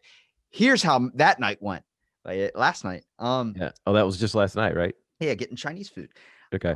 Grabbed it. He's like, happy birthday. I'm like, all right, before we leave, let's open up a fortune cookie and see our fortunes for 2021. He opens up his and he goes, a road, whatever. It's that common one, like a road. A journey starts with like a one step. It's a 1,000-mile journey or some shit like that. Yeah. Yeah. And I open up mine and it was like, beware of the shadows. There are foreshadowing of the future. And I'm like, Damn. what the fuck? Like, I don't want to enter 2021 with this. Like, I just got a bad fortune cookie. And I'm like, let me get another one. He goes, there's only one left, and that's for my mom. And I'm like, dude, but I just got screwed with a Yeah. badass fortune. That's not even a fortune. That's an omen. That's what I'm saying. Is like, you just put a hex. That's a hex. You got a hex cookie. Freaking cursed me. But It's funny you mentioned that about like how I'm a different person now, because so I went out to lunch with a friend. Oh, it had to have been over a year ago, before, back in the good old days when you could sit down and have a meal with someone face to face in a restaurant. And we're at a burger place and I order the black bean patty and I'm like, hey, do you have the vegan cheese? And they're like, yeah, yeah. Well, they gave me real cheese. And I didn't realize it at the time, because a lot of the plant-based substitutes are getting so close now that it's hard for me to tell like a difference. And I was violently ill for 24 hours. Like my body just did not want to have anything to do with dairy anymore. And it really freaked me out. I'm like, I've completely, like, my system it's a foreign substance now. maybe that's why you ever hear like someone go, I think allergies are a myth. And I'm like, what? And they're Mm, like, allergies are a myth because back in my day, there was never such thing as an allergies. Maybe it's all the diet trends we're doing nowadays is making us intolerant to a lot of foods we've never had before, which are mm. creating allergies. Well, foods are made so much different than they were just like even 30 years ago. It's Hold all on a lab. second. If you're different, I just think I screwed myself over on this one. Uh-oh. If you're 9 months, every 9 months, your body regenerates new cells and the old cells die off. So you're like kind of Hmm. like a completely different person. When you have sex and you have a kid, are there closest distinction to what you were at the time of like things that you were consuming? So maybe your kid, like if you stopped eating dairy for so long and then you became lactose sensitive or lactose intolerant, then your kid has lactose sensitivity intolerant, but then it would be a Mm, dominant gene. So then it would be like they're yeah, born with that. So that's like that forever for them. So that right. it's not like they can just change cells in 9 months. It would be like that forever for them. So then we're going to, Interesting. eventually we're only going to be able to drink water, and that's the safe bet because everyone's so fucking intolerant to everything. Well, I have a theory, and of course, I come from my own food tribe of being vegan, but I think everyone is lactose intolerant. Like we've just kind of, if you consume it long enough, your body will learn how to digest it. But unless you have floppy ears and a tail, you're lactose intolerant. Go back in time. I'm going to give you, all right. So I'm going to do Dr. Manhattan powers here. Okay. All So right. blue dick out and all.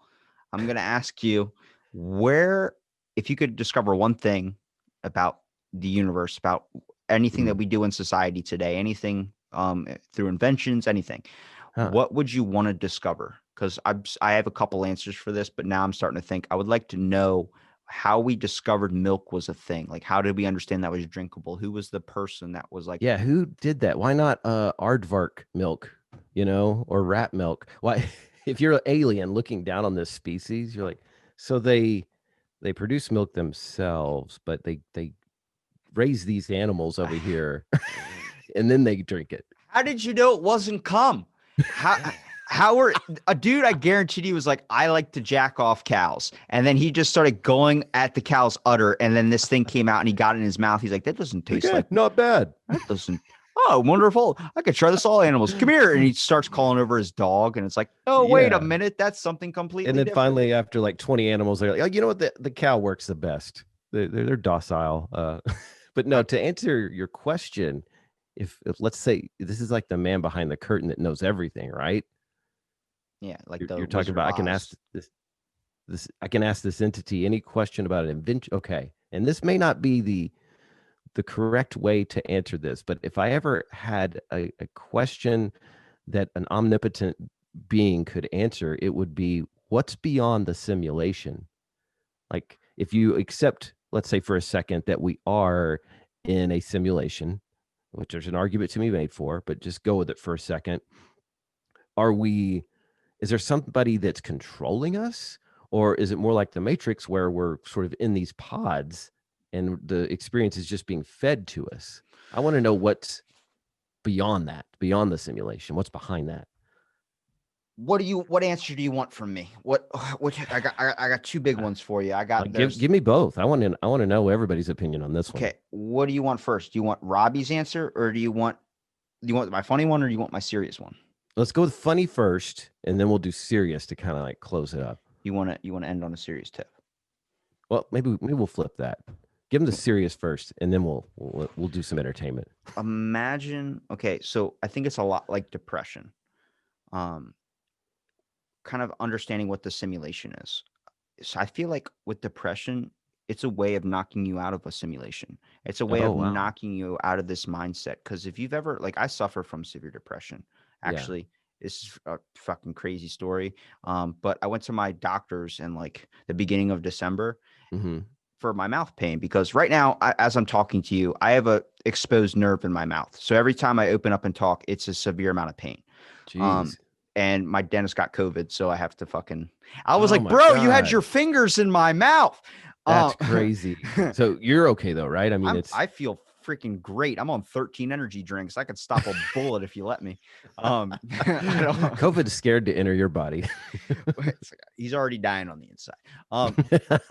But I went to the thing and I had my mouth all swelled up, and she was like, it was a new doctor because my one doctor Mhm. was busy, but it was an emergency visit to get some amoxicillin to help fight the infection. Okay.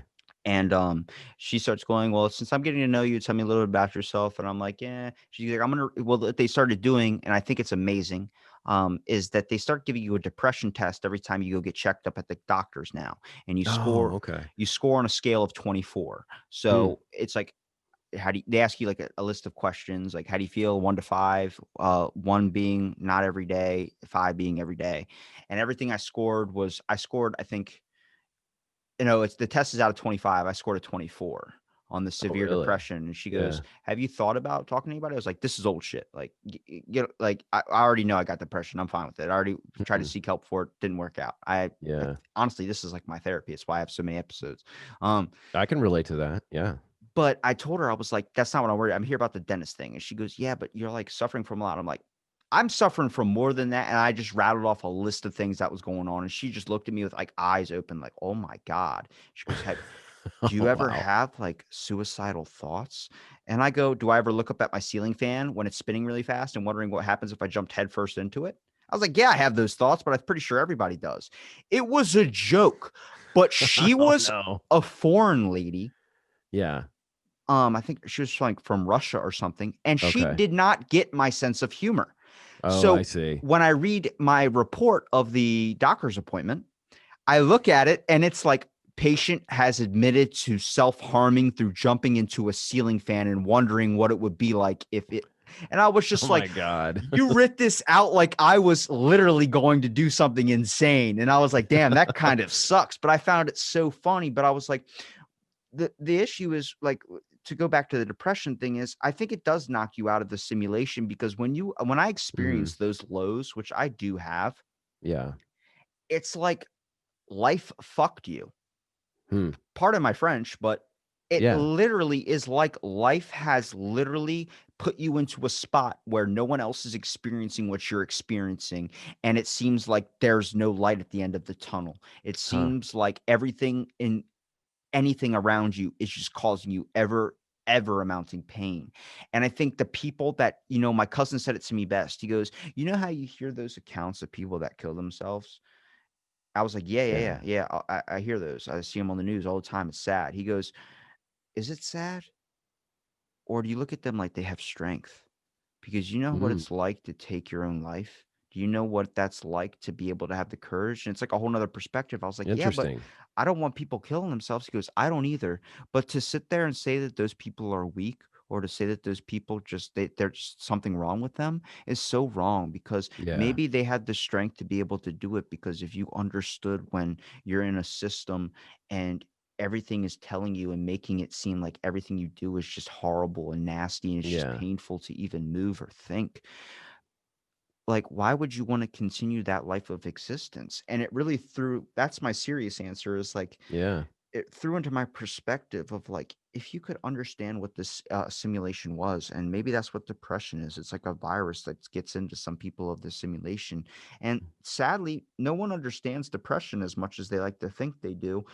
You're never free Yeah. of it. You could Mm, be 85 and then get depression. It just hits you that's at one true. point. Yeah. So it's it's tough for me to talk about it because I have Yeah. such a care for people that I understand what it's like to suffer from something like that, but I also don't think that it's as anybody's business. Like people that post Yeah. about it and just look for those people to give them a like or a love. Hmm. If that's what you want, then I'll do that. But I think that's just so it's so cheap. It's such a admittance of self-loathing. And Yeah. I Well, think there's a there name for it. It's called sad fishing. Have you yeah. heard of it? I've never heard of sad fishing. That's a good one though. Yeah, yeah. You post something horribly sad about yourself so that everybody will say, "No, no, it's okay, Brad. That life's gonna be. You're great. You Love have." me. Love me. Yeah, yeah. It's exactly what it is. I think Just that's a lot of what social media is. It's either outrage or sad fishing or bragging. It and seems like. and some people are just like looking through the comments. Like, I like seeing this fight happen. These people bicker back and forth. Like, Yeah. I just watched the YMH live last night where I saw Tom Segura break his arm and his leg. Fucking, oh my god! Dude, I'll tag you on Facebook, bro. I posted that Wow. video. It's fucking his. You know how your arm, like when you're arm wrestling, it only goes back this far. Yeah. His whole wrist went all the way down and his elbow was up where his like if I was holding my fist up to the air, his Yeah. elbow was up where his head was and his arm was backwards the other way. And you know when you do like one of those arm burns, you know, Oh, you yeah, yeah. you twist the skin. His Mhm. skin was twisted and his hand was purple immediately. Now this happened last night? No, this happened Oh, in okay. the beginning of December, but they didn't post the video until last night because it was over a Oh, dunking okay. competition. And the way you see it is he just runs up and he jumps and his back leg like slips out. So he kind of looks like he hits his head on like the gym floor. But Oh, no, man. he landed and they did slow-mo, landed full weight on his leg, and his arm was like twisted, like if someone was putting like twisting your arm behind your back and putting you Yeah. like in handcuffs. He landed on his arm like that, weighing 265 pounds, and just completely rotated and broke it. Like it spun like an Oh owl my on his god. and oh my, it was like the craziest shit. Oh my god, I don't even know where I was going with that. That just it blew my freaking mind. But what were we talking about? Well, we're talking about the simulation, and then we went down a rabbit hole because you were mentioning how depression, like, is basically a way, that you realize you're in the simulation more or less. Like, it it sounded like my interpretation was a wake-up call. I don't know if that's helping you get back to your train of thought or not. This is what happens when you don't sleep. I think I need It's another been what? crack of 14th Has energy it been drink. 24 or 36 hours with no sleep at this point? Honestly, I woke up at 2 a.m. on the 30th, and then I think I got a 10-minute nap somewhere. Wow. I missed the ball drop. That's my 10 minutes. Is I stayed up all the way, and then I fell asleep at 11:50. I woke up at 12:05, and I Oh, was like, that's awesome. no. I was like, all right, well, I guess there's no point in even going back to bed now. Just stay up and drink another energy drink. Damn, where was I going with that? Well, thank you, listeners, for being there. I guess what and then so like coming out of the simulation, for instance, the depression Mhm. factor. It's a lot like that. I think we're all trying to kind of figure out really what life is, and I think Yeah, it's just like it is that twist and grasp of stuff. And when I yeah. saw that video last night of that YMH live and I saw him get Mhm. hurt and everything, there was just like a shock to your system. A lot Yeah. of things you don't realize how things can just slip out of grasp so quickly. Like you don't the simplest things you take for granted. You're saying, like a lot of stuff that Right. looking back in COVID and everything, a Hmm. lot of stuff you take for granted. And then Yeah. you really kind of puts it into perspective of like, oh shit. And nobody ever gets to that point until it's redline. It's the same thing about It's our true. earth. I'm not an environmentalist, but the way the earth has gone, Hmm.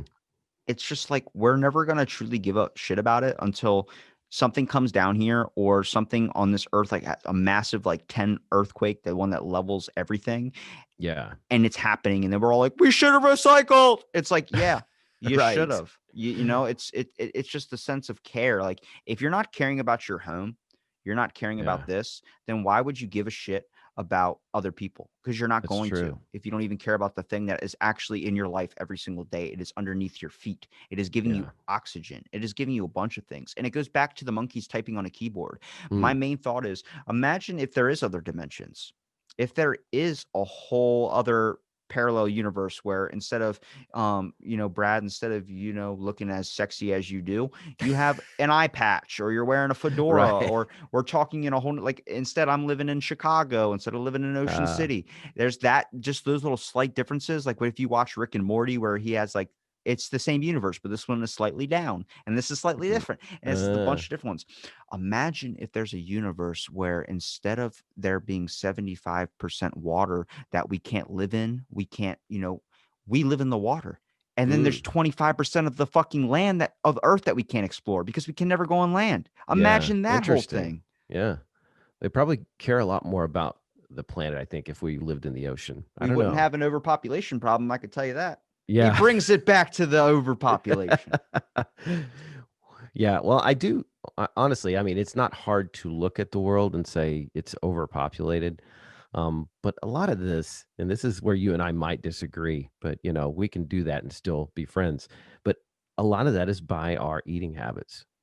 People eating meat 3 times a day is destroying the planet. One of the things. I mean, we've got a few. We like to diversify our destruction as humans, but that's one of the big ones. When you look at the land use alone, you know.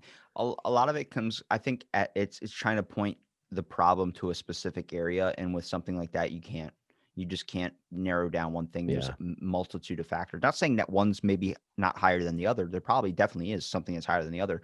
But like people got about that with animals and their flatulence, talking about the Yeah. fact that Let's.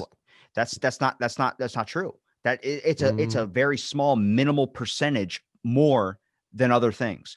I'd It's have a to look at the study you've seen, because I'm seeing things that say completely the opposite. Of It's course. it okay, so there's that, and then what Yeah. do you think about the women get paid differently than men? Because Mm. the wage pay gap is fake, right? I did not know that. So Obama even had to retract a statement that he did when he was in office because he posted something that was posted in the Guardian. Huh. It's not real. What the statistic actually is showing is that, like, I get paid as much as the women I work with. I don't get paid any more. I don't get paid any Mm. less. But it's from a Well, that's kind study. of. Oh, go Well, ahead. I'm sorry. it's from a study of like with chimps, when they had a male chimp and a female chimp, and Yeah. they would give them a teddy bear or a truck. They would give them a decision to choose between a teddy bear and a truck. The male chimps tore off the teddy bear and then started playing with the truck, started messing around with the truck. But the women chimps would grab a teddy bear and hold it and coddle it and act like, Mm. start giving it a nurture or nature different kind of effect here. Right. The same thing with the pay gap. Women don't make less. I get paid the same amount as in some cases. Some Well, cases, some that's cases. anecdotal, though. I mean, you're looking at it like, okay, Susie over there makes more than I do, ergo there is not a pay gap. But if you look at the data over the last 70 years, I mean, it's pretty hard to deny that. Because of what they're showing you is the total average income. The total. They're not Mhm. showing you the hourly. They're not showing you the hours worked. If you look at Yeah. those statistics, the side of it with hours worked, the guys are working way more hours. And that's only because in a and this goes down to our court system too. Whenever Yeah. you're in divorce court with your wife, if you decided to go to divorce court with your wife, God forbid, Right. Yeah. the judge is in more tune in favor with the woman than you Mm. immediately. That's why it's so fucking rare when a guy's like, I got full custody. You're like, oh my God, you got full Yeah. custody? It's like, yeah, the mom didn't give a shit.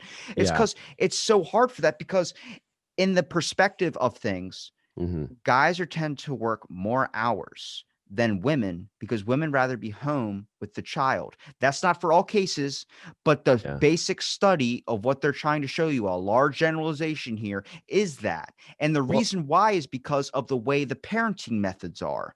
A father's idea, a male idea, is that make as much money as possible to make sure that this kid is in a good home, has everything that he could ever ask for, and doesn't consider a lot of the times, in some cases, the time thing, the aspect of maybe the child just wants your love, wants your attention, but the mhm. mothers see that. The mothers see that there's a nurturing side rather than the money side. The dad's like, I will bust my ass to the bone to make sure that my son never has to worry about starving for food, about, living in a shitty home, always having electric to play his Xbox. My dad even did that, talked Yeah. about that. I'd rather bust my ass to the bone and I want to be there with you. But at the same time, I know that if I know you're safe and I know you're having a life, that's the best thing I could do as a dad as well. Even though that might not be Well, the that's the answer. patriarchal sort of archetype, though, Yeah. that the men work and the women stay home and raise the kids. But I think it's maybe it's not it's not that they're better necessarily, I think, at nurturing. It's just that it's one of these, what I like to call the status quo mentality.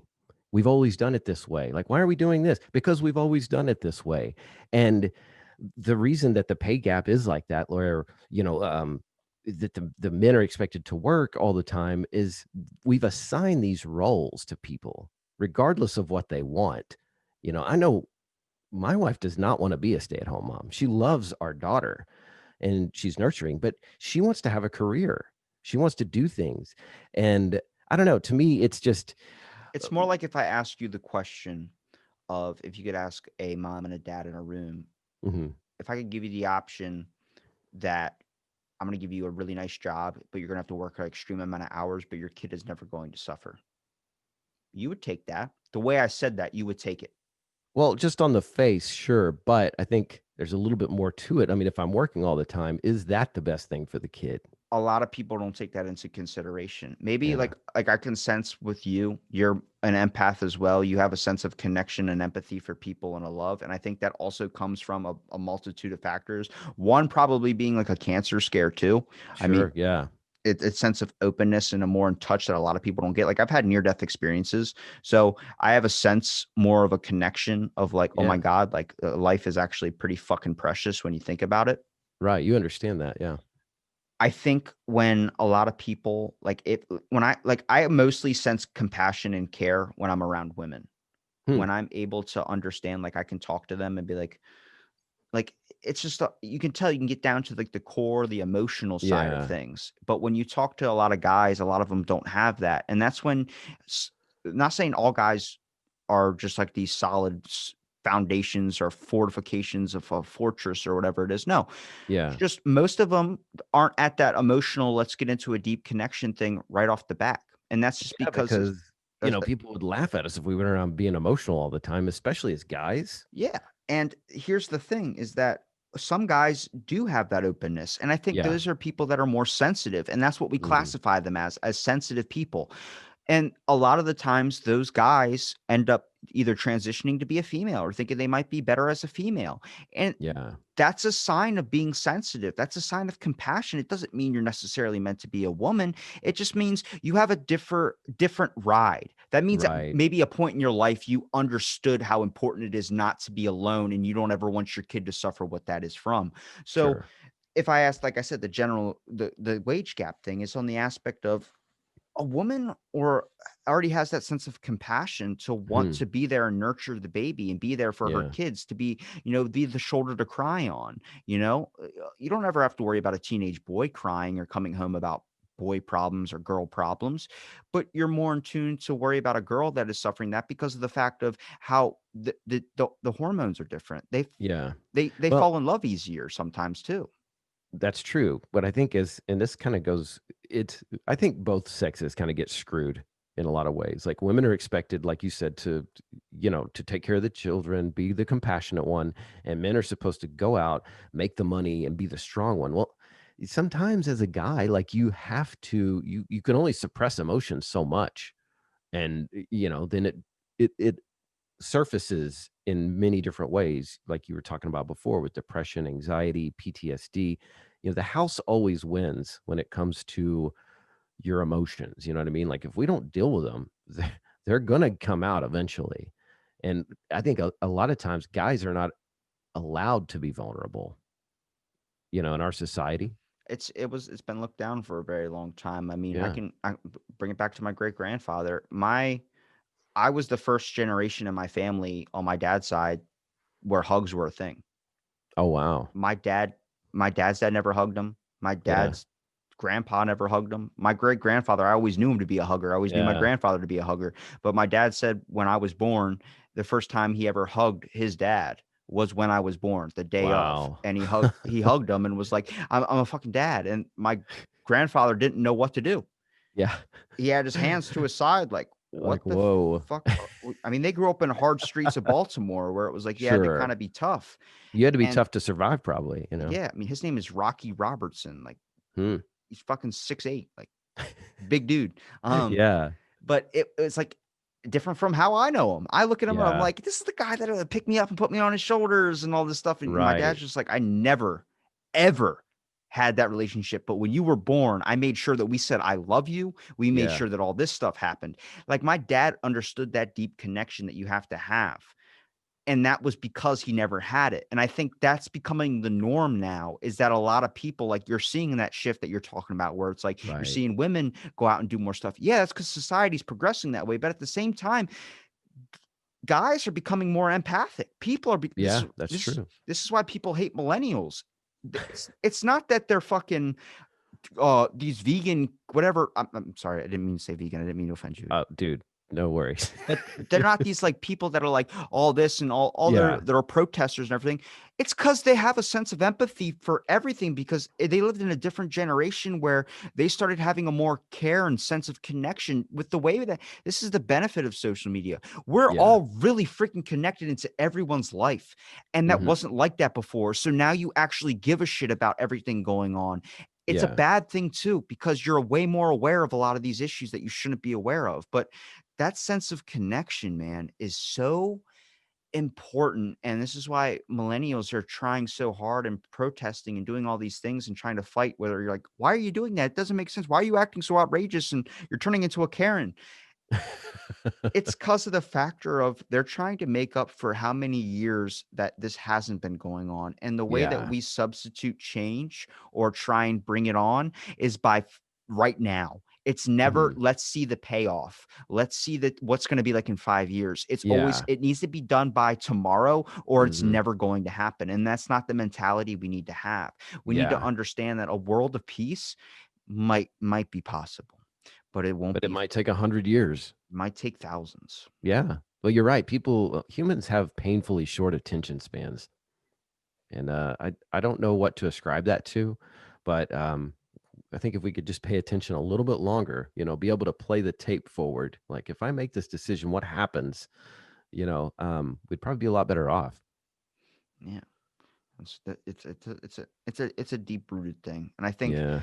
it's not me saying that, oh, it never happens that women don't get paid as much as men. It probably does. But I say a lot of the studies that are these bases is off of Mhm. total of incomes, and they're all percentages of time work that you need to look at too. And that's just because in society, that's how it's been running for so freaking long. Right.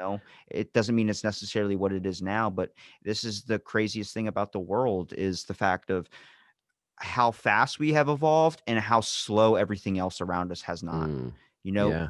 you don't see, just this Christmas, for instance, it took what? How long has gay marriage been legal? Like 5, 6 years, 7 Yeah. years now? Right. Yeah. Okay. At least. Okay. The commercials. I just saw my first Christmas commercial of two guys having a Christmas together and kissing.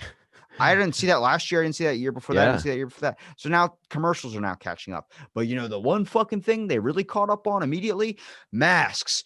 Every commercial I've seen, people wearing masks. And I'm like, all right, so that was quick to change, but nothing else was. What the hell? Well, at least people are wearing masks in the commercials. Even I don't see it a lot of other places, but I always use the example Rob Lowe when he talked about like he was on that show A New Type of Family, and Mhm. back in the day when there were only 6 channels on the television, his show was the lowest rated, and you know how many views they had? What's that? How many? 9 million. Really? And that's a low rated, and he said that show did shit. So Wow. think of that. And the top show nowadays is Big Bang Theory when it was on Uh-huh. air, and that Yeah. didn't even crack a million. So just Wow. keep that in your mind. So That's that interesting. when he goes, one day we just showed up on set and they replaced the other family with an African American family. That was just the Hmm. change that the studio made without telling anybody. They didn't even make a story or anything. We just continued on with the show, didn't add any different plot lines, just changed Wow, they people. didn't try to write it in or, Just make like some Fresh sort of Prince. They ch- Yeah, they yeah, replaced the ant multiple times. It was multiple different actors. yeah. So you look at that change. That change took just a while and it was sudden. Mhm. Yeah. It took 10 years after it was already, rights given and everything.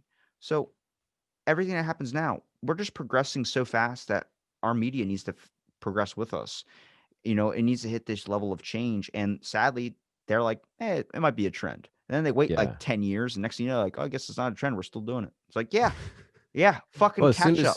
yeah, as soon as corporations figure out they can profit from, inclusion of people, they start doing it. They're not motivated by altruistic methods. Like they have a, test group that decided, oh, it's going to be profitable if you show two gay men, in this Christmas commercial, being, kissing each other and loving each other. Like they're not doing it because they they decided, it's time that we start representing all people. No, they said this is going to test well in these markets. Yeah. I saw that commercial though, and I did cheer up a little bit. I was like, fine. I was like, that's a really, I still felt Yeah. emotion from that. Like, this is when I think, like, when you talk to people that are so, like, against everything, oh, I don't like this, I don't like this, so racist and all this stuff. And I just look at them like, you got so much of your own issues going on that you can't even see Yeah. past your own mentality to look at, like, the bigger picture of that. Like, we're all just fucking people. Yeah. Like, we're all really just trying to live a life. Like, it's, it angers me, and it also hits this, like, I don't like gatekeeping. I don't like people Mhm. that put themselves on a higher pedestal and look down on others. I look at it like Right. we're Yeah. all on the same exact playing field, and we need to find a better way to work together because this simulation is never going to function. And here goes back to my funny answer. Ready? Let's hear it. It's aliens and they're playing Sims and we're fucking Sims. That very well could be the case. I I guarantee you someone just It put the wouldn't surprise controller me. down for 2020. Yeah, we Someone's think like, we have free will, but not really. one time I thought I paused my game of Sims and it was still going. Oh yeah. My fucking Sims did a lot of shit I didn't want them to do when I came back to it. I was like, damn, I was going like 2.5 hours and my game was still going on like 2 times speed. And one of them got a job. And I was like, I didn't want you working as a criminal, bro. You were supposed to go into law enforcement. Why the hell did you join the criminal side? That's aliens. You just figured out what 2020 was. The aliens walked away from the sim game for a while and we were just left to our own devices. Are they back? Do you know? It's still I so don't new. know. We don't know. Maybe they left forever. Maybe like, you ever seen that show Supernatural? A few times. I'm not familiar with it, but I know what you're talking about. That show hits boundaries to a point where it's like, yo, that could be a thing, and that is like gonna piss off some people. When they Mm. introduce God, and Yeah. God's like, do you think you're my only Sam and Dean Winchester? I have fucking Sam and Dean Winchesters in all different aspects of reality. And he turns on all the TVs in Best Buy, snaps his fingers, World 1, World 2, World 3, World 4, and it's just all these different worlds. He goes, Ah. but you're my favorite.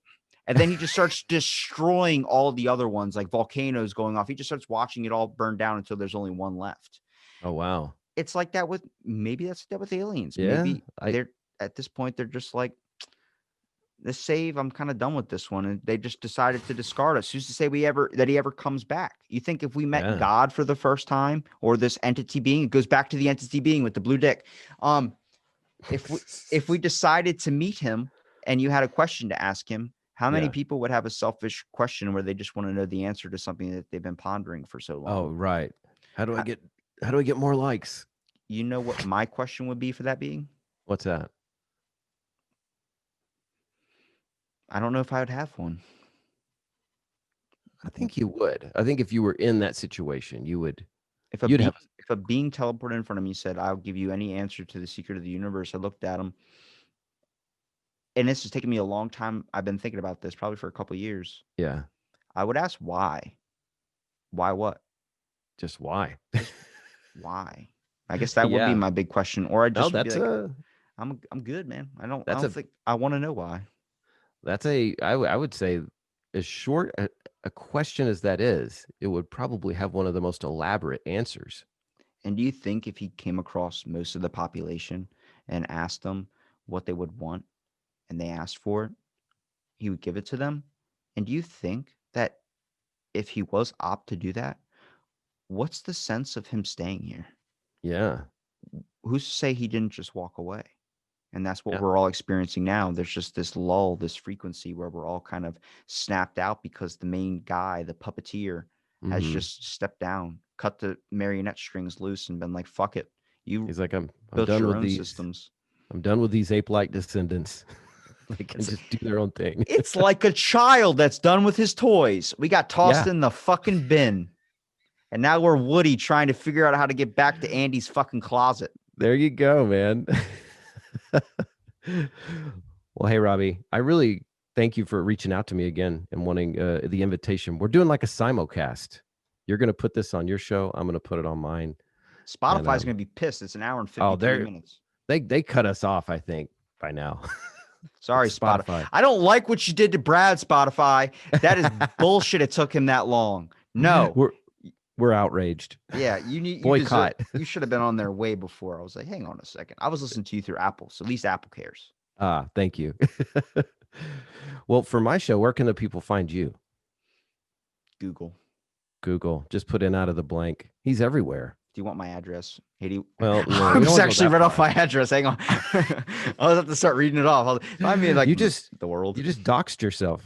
No, I never promote myself, man. I just if people want to Google Out of the Blank, they can. But yeah. I'm just happy you gave me the time and let me be on the show. And also thank you for coming on to mine, man. Where can they find you?